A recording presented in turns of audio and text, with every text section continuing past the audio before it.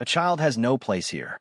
This is an auction for heroes, not a petting zoo for sentimental girls. The words, sharp and dripping with condescension, cut through the low murmur of the opulent ballroom. The crowd laughed, a brittle, uncomfortable sound.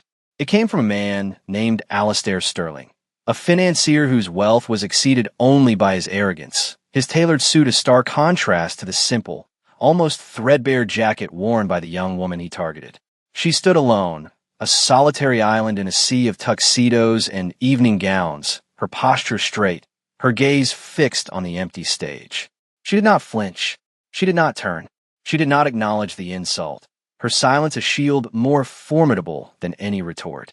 But when the retired admiral in the back row, a man who had seen more war than Sterling had seen boardrooms, noticed the way she stood, not with the nervous energy of a guest, but with the grounded, patient stillness of a sentry, he knew this was no ordinary girl. He knew the assumptions being made were a catastrophic miscalculation. If he believed that true strength is found in quiet competence, not loud proclamations, type legacy below. This auction, held annually, was a hallowed event in the special operations community, a place where military working dogs, heroes with fur and teeth, were retired into the care of loving homes. It was a somber, respectful affair that had, over the years, attracted a wealthier clientele, men like Sterling who saw the acquisition of a war dog as the ultimate status symbol, another trophy for their collection. The air was thick with the scent of expensive perfume and the low thrum of powerful conversations, deals being made, and reputations being polished. Into this world of polished leather and quiet power walked Elara Thorne. She was perhaps 19, with a face that held a wisdom far beyond her years, her eyes a deep, steady gray that seemed to absorb the light and give nothing back. She carried no purse, wore no jewelry. Her only accessory was an unshakable calm, a profound stillness that was both unnerving and invisible to most. She had registered with a simple, prepaid cashier's check, the amount just enough to cover the minimum bid, a fact the gossiping registration staff had already circulated. She was an anomaly, a ghost at the feast, and therefore a target. Sterling had made it his personal mission to make her feel unwelcome. He saw her as an affront to the exclusivity of the event, a weed in his manicured garden of influence. His voice, a theatrical baritone, carried easily across the room as he spoke to his companions, but loud enough for everyone, especially Elara, to hear. "Look at her," he sneered, gesturing with his champagne flute. "Probably thinks she can win one of these magnificent animals with her allowance. They're warriors, not puppies. They require a firm hand, a substantial estate for running, specialized care. What could she possibly offer a dog like that?" His friends chuckled, their laughter validating his cruelty. The other attendees, a mix of retired officers, wealthy patrons, and active duty handlers, shuffled uncomfortably. They knew the insult was crass, but no one dared to challenge a man who was a major benefactor of the foundation hosting the event. Their silence was a form of currency, paid to maintain the evening's delicate social ecosystem. Elara, however, remained unmoved. Her focus was absolute. Her gaze was directed toward the staging area, where the dogs would soon be presented. She breathed slowly, rhythmically, her shoulders relaxed.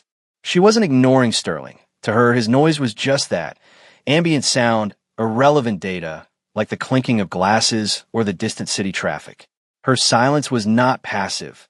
It was an active state of being. It was the discipline of a lifetime, a lesson learned from a father who spoke more with his eyes than he ever did with his voice. She was waiting, and in her world, waiting was a skill, a weapon, a form of prayer. The Admiral, a man named Vance, watched her from his table. He had seen that stance before. He'd seen it in the muddy fields of forgotten countries, in the tense briefing rooms before impossible missions, and in the quiet reverence of a ramp ceremony. It was the posture of the professional, the quiet readiness of someone who understands the stakes completely. He didn't know who she was, but he knew what she was. She was not lost. She was exactly where she was supposed to be, and he had a growing, chilling suspicion that everyone else in this room was about to learn a lesson in respect they would not soon forget. The atmosphere was thick with a palpable sense of injustice, a tension that coiled in the space between Sterling's loud pronouncements and Alara's profound quiet. The auction began, and one by one, magnificent animals were brought to the stage. German shepherds with coats like polished obsidian, Belgian Malinois whose intelligent eyes scanned the crowd with unnerving intensity. Each dog was presented with a reading of their service record, a litany of heroism that hushed the room. Numbers of patrols, successful detections of explosives, apprehensions of high-value targets. The bidding was brisk, the prices climbing into the tens of thousands, driven by men like Sterling who saw victory in outbidding their rivals. Alara watched, her expression unchanging. She didn't raise her paddle. She didn't shift her weight. She just observed, her focus unwavering. Sterling, emboldened by her inaction, continued his running commentary. "See? A tourist," he whispered loudly to his table. "All show, no substance. She's here for the spectacle, not the commitment." The object of his scorn remained a statue of composure. Her stillness was a stark contrast to the performative passion of the bidders, who gestured dramatically and called out their offers with booming voices. Her quiet was an act of supreme confidence, a deep and abiding faith in her purpose for being there. She was not there for just any dog. She was there for one specific dog. The auctioneer, a man with a slick, rapid-fire delivery, finally announced the last lot of the evening. And now, he began, his voice dropping into a more reverent tone, a living legend. A dog whose name is whispered with awe in the halls of Sockham. We are honored to present MWD Havoc. A ripple of anticipation went through the crowd. Even Sterling fell silent, his attention captured. Havoc was different. His file wasn't just impressive, it was mythical. Over a decade of service in the most hostile environments on the planet. 3 confirmed instances of saving his entire unit from ambushes. A Purple Heart recipient, an award almost unheard of for a canine. He was the pinnacle, the king of his kind. The murmurs grew louder. This was the prize everyone was waiting for. This was the animal whose acquisition would grant ultimate bragging rights. The money in the room seemed to coalesce, focusing on the stage like a magnifying glass focusing the sun. Alara's posture, if possible, became even more still. Her breathing slowed to a barely perceptible rhythm. This was the moment. Her entire being was oriented towards a single point in time. She had been preparing for this not for hours, but for years. Her preparation was not in a bank account, but in her blood, in her memory, in the very cadence of her voice, a legacy bequeathed to her by the only man Havoc had ever truly called master. The tension in the room was a living thing, a predator stalking the space between the chandeliers and the polished floor. The weight of expectation, of money, of ego was immense. And at the center of it all stood alone, quiet girl, a silent sentinel guarding a purpose no one else could possibly comprehend. She was a fixed point in a turning world, her calm a defiant rebuke to the shallow arrogance surrounding her. The air crackled with anticipation, the collective breath of the audience held in a state of suspended animation, waiting for the arrival of the legend. What they didn't understand was that the legend wasn't the one about to walk onto the stage. The true legend was already in the room, standing quietly in their midst, waiting for her moment to reclaim a piece of her own shattered heart. Then he appeared, led onto the stage by 2 large, experienced handlers. Havoc was more than just a dog. He was a force of nature, a massive Dutch shepherd, his brindled coat a tapestry of black and gold scars, his muscles coiled like powerful springs beneath his skin. But it was his eyes that commanded the room. They were not the soft, eager eyes of a pet. They were the hard, calculating eyes of a veteran warrior, scanning every face, assessing every threat. There was no fear in him, only a deep, simmering rage that radiated from him in waves. He was not comfortable. The lights, the noise, the cloying scent of perfume and wealth. It was an assault on his finely honed senses, a world away from the grit and silence of the field. A low growl rumbled in his chest, a sound like distant thunder that sent a prickle of fear through the front rows. The auctioneer, sensing the shift in mood, tried to regain control. "A magnificent specimen," he boomed, his voice a little too loud, a little too strained. "A true American hero, Ready for a well-deserved retirement in a loving home, Havoc was not listening. He strained against the reinforced leash, his powerful neck muscles bulging. One of the handlers, a seasoned master-at-arms, struggled to maintain his grip. "Easy, boy, easy," he murmured, his voice tight with effort. Sterling leaned forward, a predatory gleam in his eye. "Magnificent," he breathed. "The spirit of a true fighter. He needs a strong owner who understands his power." He was already planning the custom-built kennel, the social media posts, the envy of his peers. But the situation on stage was deteriorating. Havoc's growl intensified, his lip curling to reveal a formidable set of teeth. He was agitated, stressed, a high-performance engine running in the red. The crowd grew restless, their excitement curdling into anxiety. This was not the placid hero they had envisioned. This was a barely controlled weapon. It was then that the crisis erupted. With a sudden, explosive lunge, Havoc snapped forward. It wasn't an attack, but a violent rejection of his surroundings.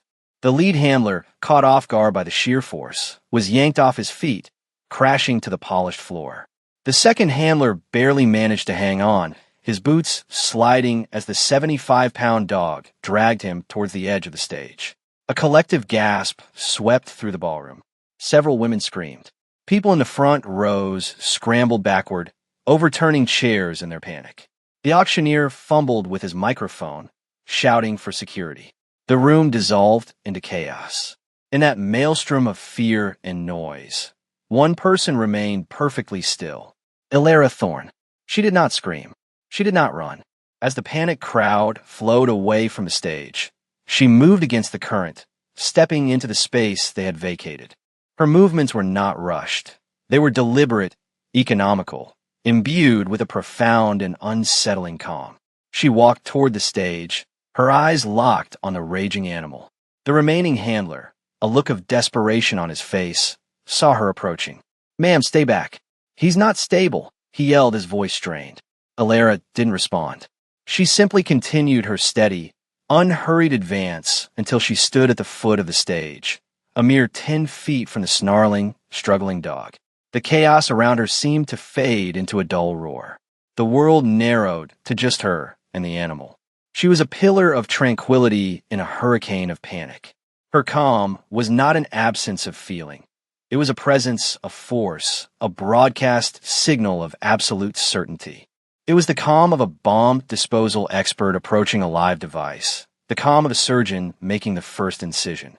It was a professional calm, forged in a crucible of loss and love that no one in that room could ever imagine. And as Havoc's furious eyes met her steady, gray gaze for the first time that night, the great dog faltered. The deafening roar of the panicked ballroom was suddenly replaced by a silence that was even louder. Every eye was fixed on the lone girl at the edge of the stage. She stood there, bathed in the spotlight that had been meant for the auctioneer, her slight frame a stark silhouette against the chaos she had just walked into. The handler was still wrestling with Havoc, but the dog's frantic lunges had ceased. His attention was utterly, completely fixated on Elara. He stood rigid, the growl in his chest quieting to a low, confused rumble. His head was cocked, his ears swiveling to catch a sound only he could hear, or perhaps a scent on the air that cut through the cacophony of perfume and fear. Elara took one more step forward, placing her foot on the short steps leading to the stage. She didn't raise her hands in a placating gesture. She didn't crouch or make herself smaller. She stood tall, meeting the dog's intense gaze with her own. She was not asking for permission. She was asserting a fact. Then she spoke. Her voice was not loud. It wasn't a shout or a command that cracked like a whip. It was quiet, so quiet that the people in the back of the room could not have possibly heard the words, only the tone. It was a low, melodic murmur, a cadence that was both familiar and strange. Καλό αγόρι, si sen softly. The Greek words, good boy, flowed from her lips not as a command, but as a memory. It was followed by a single, softly spoken name. Fadasma Ghost. The effect was instantaneous and absolute. It was as if a switch had been flipped deep inside the animal's brain. Havoc's entire body went slack. The tension vanished from his powerful frame as if it had evaporated. He let out a soft whine, a sound of such profound, heartbreaking recognition that it silenced the last few whispers in the room.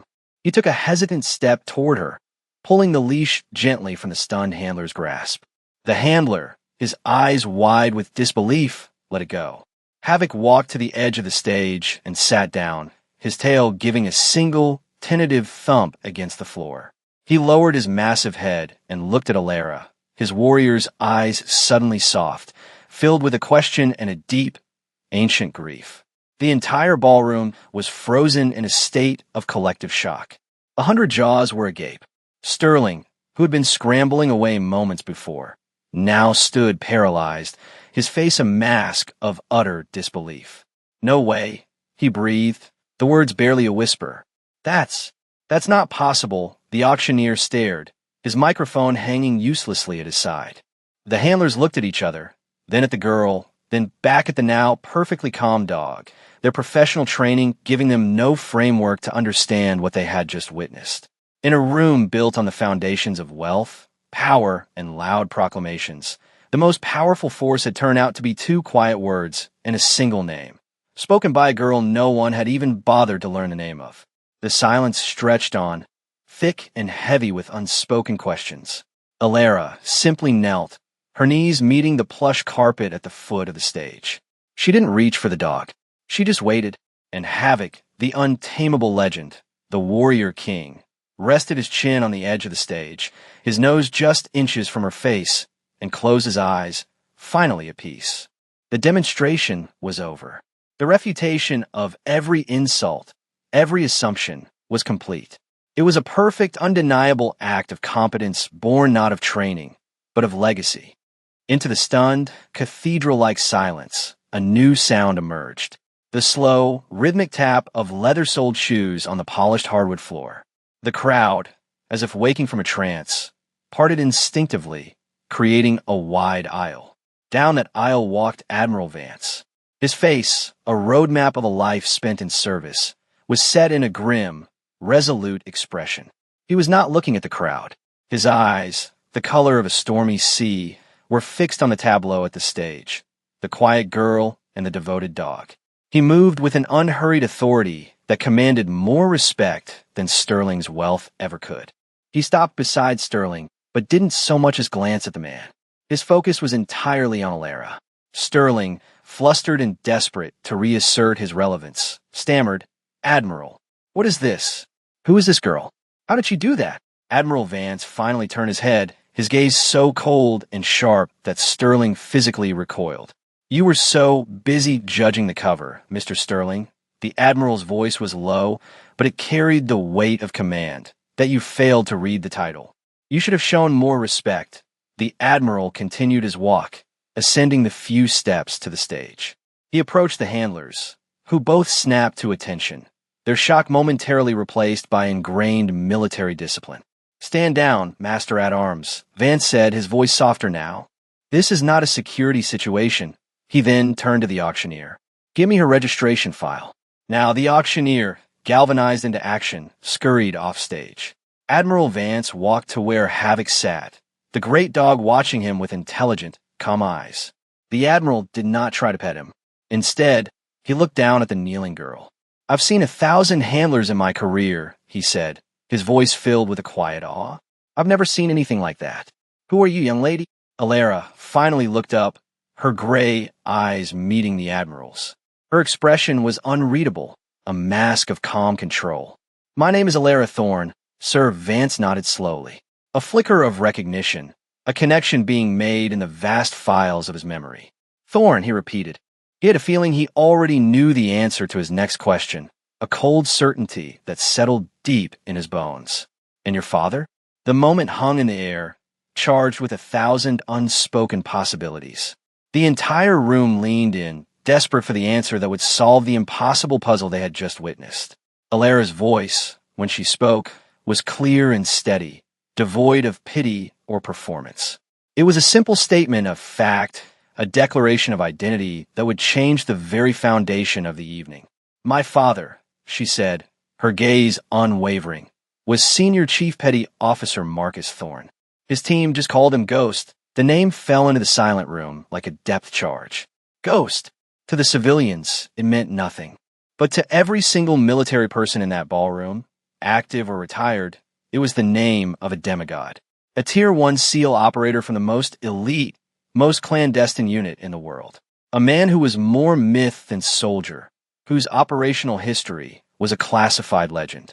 And, as Admiral Vance knew with a sudden, gut-wrenching certainty, he was Havoc's first and only true handler. The auctioneer returned, holding a single manila folder, his hand trembling slightly. He handed it to the Admiral. Vance didn't need to open it. He already knew what it would say. But for the benefit of the ignorant, for the education of the arrogant, the record had to be made public. He held the folder, his knuckles white. The reveal was coming, not just of a name, but of a truth that would shame every single person who had judged, dismissed, or laughed at the quiet girl who was, it turned out, the sole heir to a legacy of silent, lethal competence. Admiral Vance's gaze swept across the room, lingering for a moment on Sterling's pale, shocked face before addressing the entire assembly. His voice was no longer that of a guest, but of a commander addressing his troops, clear, authoritative, and final. For those of you who do not know, he began, his tone sharp with a controlled anger. Senior Chief Marcus Ghost Thorne was one of the finest warriors this nation has ever produced. He was a pioneer in the K-9 program at the Naval Special Warfare Development Group. He didn't just work with these dogs. He helped write the doctrine on how they are selected, trained, and deployed.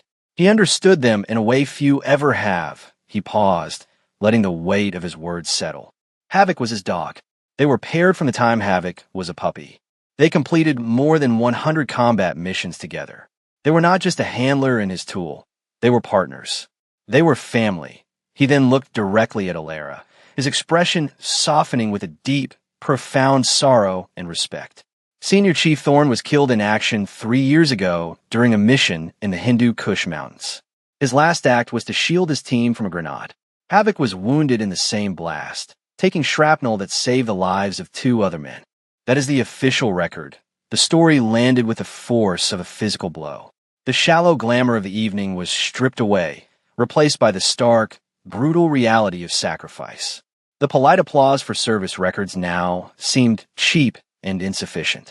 This was the real story, the blood and grief behind the legend. What you just witnessed, the Admiral continued, his voice rising with passion, was not a trick. It was not a fluke. It was a legacy.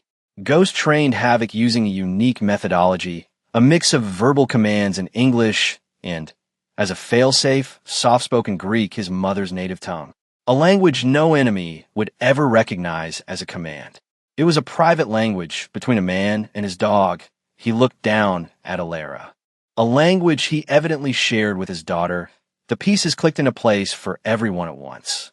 The quiet words, the impossible calm, the dog's immediate, total submission. It was the handler's echo, the ingrained, deep-seated recognition of a voice pattern, a cadence, a scent that was inextricably linked to the only person the dog had ever truly trusted. Alara was not an outsider. She was the closest thing Havoc had a home. She was a living ghost. The Admiral then did something that stunned the room more than anything that had happened before. He turned to face Alara, who was still kneeling on the floor. He drew himself up to his full height, his back ramrod straight. In a motion as crisp and precise as a rifle shot, he raised his hand to his brow in a slow, formal salute. It was a gesture of immense, almost holy respect. A 4-star admiral saluting a 19-year-old girl in a worn jacket. "Ms. Thorne," he said, his voice thick with emotion, "on behalf of a grateful nation, and as a friend of your father's, thank you. You honor his memory." The validation was absolute. The quiet professional had been recognized, her status confirmed by the highest possible authority. In that single, powerful gesture, every insult was erased, every assumption was shamed, and a new order of respect was established in the room. The silence that followed was different now. It was not the silence of shock, but the silence of reverence, of humility, of a profound and humbling education. The world had been turned right side up. The Admiral's salute acted like a breaker switch, and the current of the room's energy changed completely. The hushed whispers that followed were no longer speculative or judgmental. They were reverent. The story of what had just happened began to spread, not like wildfire, but like a slow, rising tide permeating every corner of the ballroom. Phones, which had been discreetly tucked away, were now in hand, but not to record. Text messages flew between the military personnel present, short, coded bursts of information. "It's Ghost Kid, Havoc's handler." Kith Vance just saluted her. The information ricocheted out of the ballroom and into the wider military community, a legend being born in real time. Men and women on bases thousands of miles away would know the story of Alara Thorne and her father's dog before the auction formally concluded. The civilian attendees, catching snippets of the conversations, began to understand the sheer magnitude of the moment they had witnessed. They were no longer at a charity auction. They were on holy ground, observers of a reunion that transcended species and even death itself. The most dramatic transformation was that of Alistair Sterling.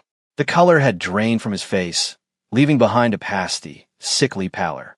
His arrogance, a brittle facade built on a foundation of money, had been shattered by a truth it could not comprehend. He stood for a long moment, a man adrift, before he seemed to find his footing. He straightened his tie, smoothed his jacket, and began to walk toward the stage. There was no bluster in his stride now, only a heavy, deliberate purpose. He walked past the Admiral, who watched him with a neutral, waiting expression, and approached the auctioneer, who was still standing dumbly by the podium. Sterling took the microphone.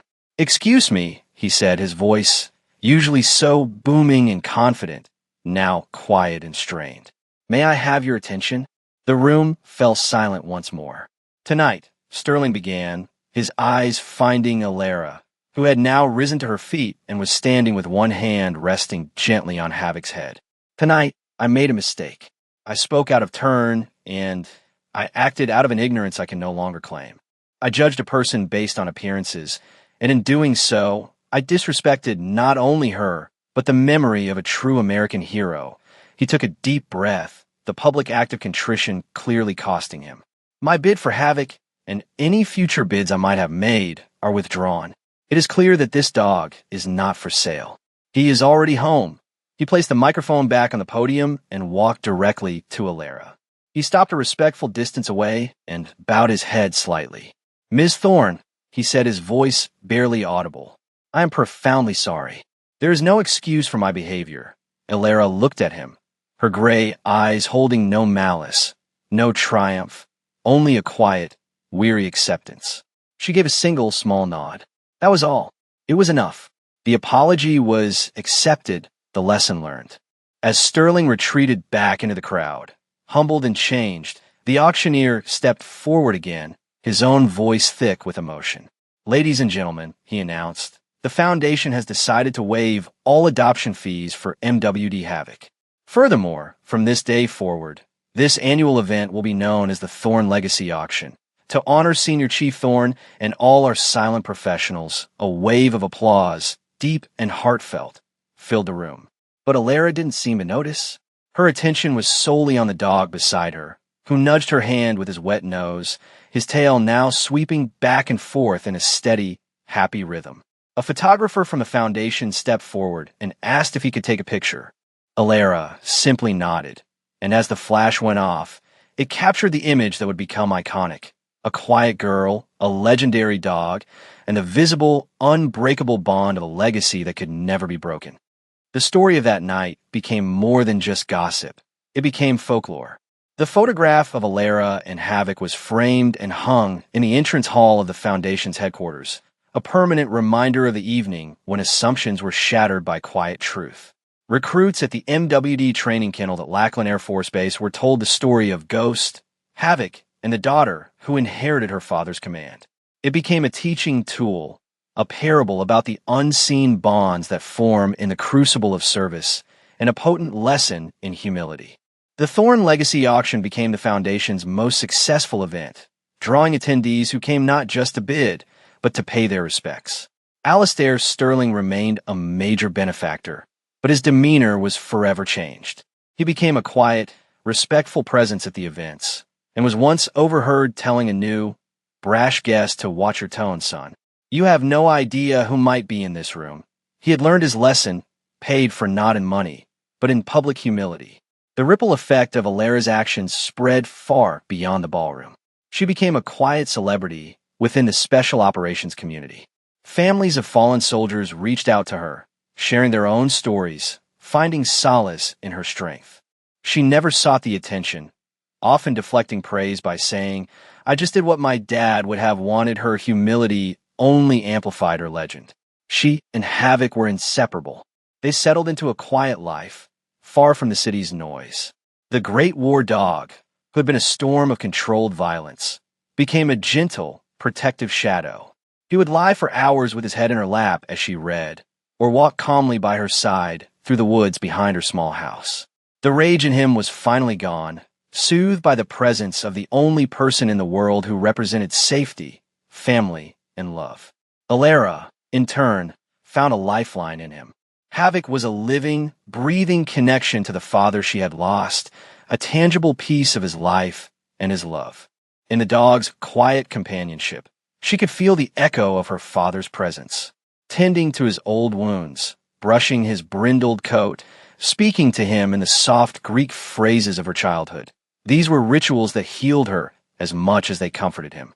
She began volunteering at a local shelter that specialized in rehabilitating difficult-to-place dogs. She never spoke of her father or her connection to the elite military world. She simply arrived, her quiet competence her only credential. The staff quickly noticed her uncanny ability to connect with the most traumatized, aggressive animals. She would sit silently outside their kennels for hours, her calm presence a beacon of safety, until the frightened dogs would finally approach her. She taught them not with dominance, but with the same quiet respect and patience her father had taught her, and had in turn taught his dog. She was continuing the legacy, not by wearing a uniform or seeking accolades, but by quietly mending the broken, honoring the voiceless, and proving every day that true strength wasn't about the noise you make, but about the peace you create. Her work was a silent tribute, a continuation of a mission that had not ended with her father's death, but had simply been passed on to her. A year passed, the seasons turned, and the sharp edges of grief began to soften, replaced by the warm continuity of memory. Alara stood on a dew-kissed training field, a gentle breeze rustling the leaves of the oak trees that bordered the property. Beside her, Havoc sat patiently, his gaze fixed on her face, his tail thumping a soft rhythm against the earth. He was no longer just a dog. He was a partner in her new mission. In front of her was a young soldier, a canine handler just out of training, struggling with a brilliant but volatile young Malinois that refused to focus. The soldier was frustrated, his commands growing louder, sharper, his movements jerky with impatience. "He won't listen, ma'am," the young man said, exasperated. "He's got all the drive in the world, but he just won't lock in." Alara watched for a moment, her expression calm and observant. "You're trying to shout over the storm inside him," she said, her voice soft but clear. "You can't. You have to be the silence in the middle of it." She beckoned the soldier over, leaving his dog on a stay command, which it promptly broke. Alara didn't react to the dog's disobedience. She simply looked at the soldier. "Breathe," she said. "He feels your frustration. It's making him anxious." "Let go." She demonstrated a slow inhale, a long, controlled exhale. The soldier, skeptical but desperate, mirrored her. After a few moments, a visible layer of tension left his shoulders. "Your father," Admiral Vance had told her months ago, during a quiet visit to her home, believed that the bond with a dog wasn't forged in dominance, but in trust. He said you have to be the calmest person in the fight. The dog will anchor to that. It will become their true north. Now, she passed that lesson on. "Go back to him," she instructed the young handler. "Don't say a word. Just stand with him. Breathe. Let him feel your calm. When he looks at you, reward him. Not with a treat, but with a quiet word. Let him know that your attention is his reward." The soldier did as he was told. He stood beside his chaotic dog, closed his eyes, and focused on his breathing. The Malinois, sensing the dramatic shift in its handler's energy, stopped pacing. It looked up, confused then curious. It sat, its eyes locked onto the soldier's face. The young man's eyes shot open in disbelief. He looked at Alara, who simply gave him a small, encouraging nod. The story of the auction had become a foundational myth at this facility, a place where Admiral Vance had arranged for Alara to consult. They called the technique she taught the Thorn Method. It was a philosophy of quiet, confident leadership that was revolutionizing their training program. It was a legacy in action, not a story about the past, but a living, evolving principle being passed to a new generation of warriors and their canine partners. Her father's work had not ended with his death. It was continuing, growing, and saving lives in new ways. The sun began to set, casting long shadows across the training field. The young handler and his dog were now working in perfect sync, a silent ballet of understanding and mutual respect. The lesson had been learned. Alara gave a final nod of approval and turned to leave, Havoc falling in a step beside her, his presence a comforting, solid weight against her leg. Her legacy was not something she had sought. It was something she had simply accepted. It was the heavy weight of her father's honor and the profound responsibility of his memory.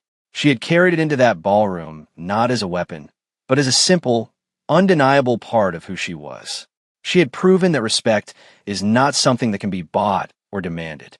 It is earned, often in silence, through actions that speak with more clarity than any words ever could. True strength, she now knew, was not the ability to command attention, but the quiet confidence to act when necessary, to be the calm in the chaos, the voice that only the worthy can hear. Her father's legend was not a story of medals on a wall or citations in a file. It was in the quiet competence of a young soldier learning to trust his partner. It was in the peaceful slumber of a retired war dog who had finally found his home. It was in the steady, unassuming grace of a daughter who honored her father not by echoing his accomplishments, but by continuing his most important mission, to protect, to heal, and to lead with a quiet, unshakable heart. The world is full of loud voices demanding respect, but it is the quiet professionals, the ones who let their actions speak for them, who truly shape the future. They are the sentinels of competence, the guardians of a legacy written not in headlines, but in the silent, steady execution of their duty. They do not seek validation from the crowd, for their purpose is their own reward. The truest measure of a person's worth is not found in the volume of their voice, but in the depth of their silence and the integrity of their actions. It is a legacy that is not left behind, but one that moves ever forward, carried in the hearts of those they inspire. For more stories where quiet competence triumphs over loud arrogance, and where a legacy of honor defines a person's worth, subscribe to Unknown Heroine Tales.